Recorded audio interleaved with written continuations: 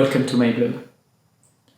According to Darwin, it is not the strongest that survives, but the one that is able best to adapt and adjust to the changing environment. This is still true in the digital world. To start, let's remember the time when Nokia was ruling over the mobile market with, as an example, the Nokia 3310. Nokia was first threatened by BlackBerry, who introduced a keyboard and was already a smartphone. But both Nokia and BlackBerry were themselves eliminated from the competition by a device that was proposing the whole surface of the phone to type and take advantage of a bigger screen. How can it come that they did not see the change coming? Probably the fact is that it is very difficult for a company to change its own business model from the inside, especially when the sales are good and the company is successful.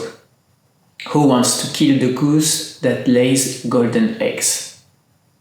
Secondly, if the change is coming from inside, it means that the ones that built the previous solution are accepting a change. A good example of a radical change from inside is the story of Netflix. The company started by proposing a service to rent DVDs via postal mail. Netflix challenged its own business model in 2007 by introducing streaming. Today's DVDs have disappeared like dinosaurs. Sometimes the disruption comes from a newly created company.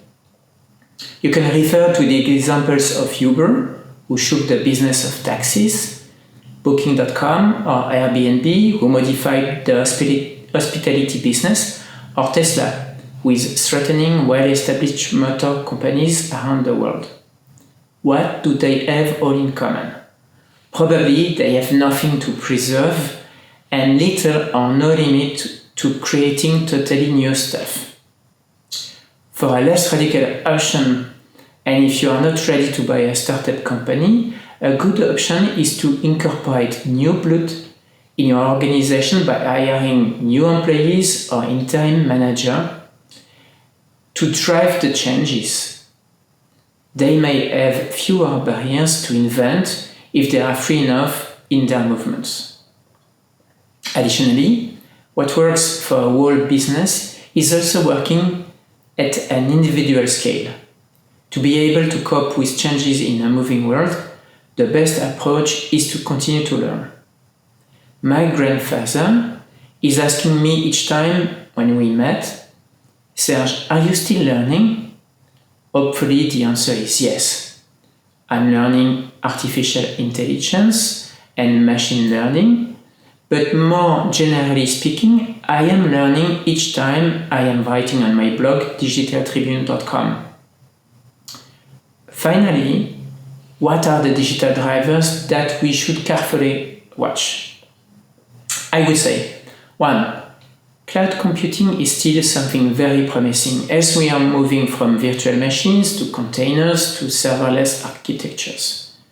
Moreover, multi-cloud strategies could offer more possibilities to a business that can afford it. Artificial intelligence is also becoming mainstream and won't be limited to startups.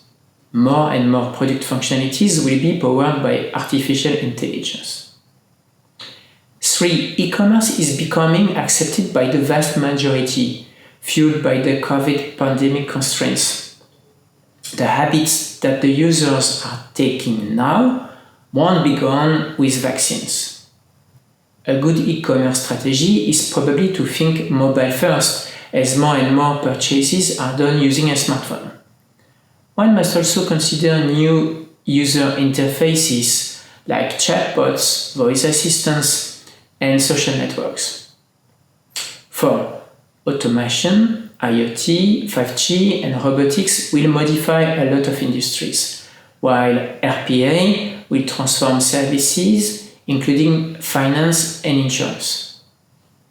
If you are considering those changes in your ecosystem, there is a chance that you will drive your own disruption. If not, you may end like a dinosaur.